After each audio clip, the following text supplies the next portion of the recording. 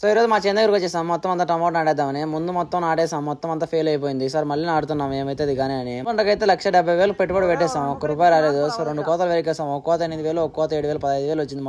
మొత్తం అంతా లాస్ అయిపోయింది. ఏమైతుంది కానీ దీంట్లో మునిగేదో లేసేదని మళ్ళీ నాడుతున్నాం. సో మొత్తం ఈ రోజు 13,000 మొక్క నాడుతున్నాం. ముందు 33,000 మొక్క నాడినాం. మొత్తం అంతా ఫెయిల్ అయిపోయింది. సార్ మళ్ళీ 13,000 మొక్క నాడుతున్నాం. రెడీ చేసేది ఇంకా నాటాలా. సో ప్రస్తుతానికి ఇది నాటుకున్నాం. టైం టు టైం అని ఒక బిట్టు నాటుకున్నాం. మొత్తం అంతా రెడీ చేసుకుని ఇప్పుడు నాడుతున్నాం. ఫాస్ట్ గా రెడీ చేస్తాం ఇదంతా నాటేకి. ఇంకా మనం అంతా బాహుబలి నారంట. మొత్తం అంతా మొగల చెరువు దగ్గర వేకా చేశాడు. ఒక మొక్క 95 పైసలు పెట్టి. సో చాలా మందికి దొరకలేదు నారా. సరే బాహుబలి నార నాటుతున్నాం. సో చాలా రోజులు అయిపోయింది నాటే. సో ఈసారి మళ్ళీ నాటుతున్నాం. ఎప్పుడో ఒక పంట నాటినాం. అప్పుడు బాగానే వచ్చినది. సో జాండీస్ ఎక్కువ అంటే ఇంకా నిలిపేసాం. So sago నాటుకున్నాం.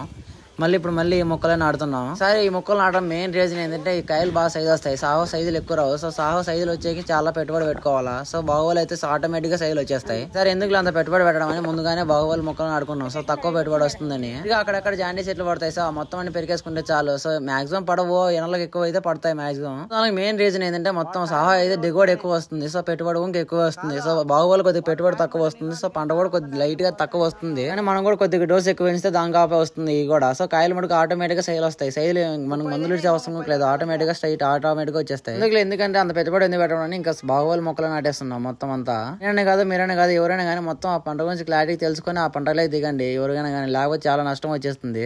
పంట గురించి చాలా నీట్ గా తెలుసుకున్నామా. సో అప్పుడు ఆ పంట పెట్టుకుంటే అప్పుడు మనం దాని గురించి తెలుస్తుంది. దాని గురించి ఒక ఐడియా కూడా ఉంటుంది. ఎంత పెట్టాలా, ఏం చేయాలా, ఎలా ఉండాలా అని. ఆ టమాటో పెట్టడంలో కొద్దిగా అనుభవం ఉంది కాబట్టి సో అందువల్ల నాటేస్తున్నాం. మళ్ళీ ఏమవుతుంది కానీ అని. ఇదే రేట్లు ఇదే కంటిన్యూ అయితే చాలా మంది రైతు చాలా నష్టపోతారు. చాలా మంది నిలిపేస్తారు కూడా. పంటలు పెట్టడం కూడా అంత దెబ్బలు పడిపోతాయి. పెట్టుబడి ఎక్కువ వచ్చేస్తుంది దీనిలో. ఆటోమేటిక్ గా వచ్చేస్తుంది. ఎంత పెట్టకూడదని ట్రై చేసినా ఆటోమేటిక్ గా వచ్చేస్తుంది. ఆ చెట్ల డెవలప్మెంట్ అయితే సో మందులు పడకపోతే బాధ అయిపోతుంది. అప్పుడు ఆ చెట్ల కల్లా చూసైనా కానీ మందులు స్ప్రే చేయలేకపోతుంది. సో రేట్ల కల్లా ఆలోచించుకోకుండా పంటలు మనం బాగుండాలని చేస్తాం. నిజం పంటలు పెట్టేవాడు ఎప్పుడు బాగుపడలేడు. అసలు నాకైతే ఇప్పుడు అర్థం అయిపోయింది. మొత్తం అంత ఇబ్బందులు అవుతాయి కానీ ఎప్పటికీ రాదు. ఇంకా ఒక పంటలో తీసుకుంటే ఆ పంట గురించి మనం నెక్స్ట్ పంటలు ఆటోమేటిక్ గా పెట్టాల్సి వస్తుంది. పెట్టబుద్ధి అవుతుంది కూడా. ఇప్పుడు ఒక పంటలో వచ్చేది ఇంకా 4-5 పంటలు పోతాయి. ఆ పంటకు సెట్ అయిపోతుంది. ఆ డబ్బులు ఆడికే అయిపోతుంది. మొత్తం అంతా పెట్టుబడి అంత చేసి ఎంత పని చేసినా వేస్ట్ అయిపోతుంది. ఎగ్జామ్ బయట పెట్టుకుంటే మొత్తం అంతా ఆలోచిస్తున్నారు. ఇప్పుడు మొత్తం చాలా ఇబ్బందులు అయిపోతున్నాయి కూడా. టమాటో పెట్టుకొని చాలా మంది ఈసారి నష్టపోయారు కూడా. సో మేము కూడా అలాగే నష్టపోయాం మొత్తం అంతా పెట్టుకొని. ఇంకెంతవరకు చూసిన వాళ్ళు ప్రతి ఒక్కరు లైక్ చేయండి, షేర్ చేయండి, సబ్స్క్రైబ్ చేసుకుని ఆ ఛానల్ ని.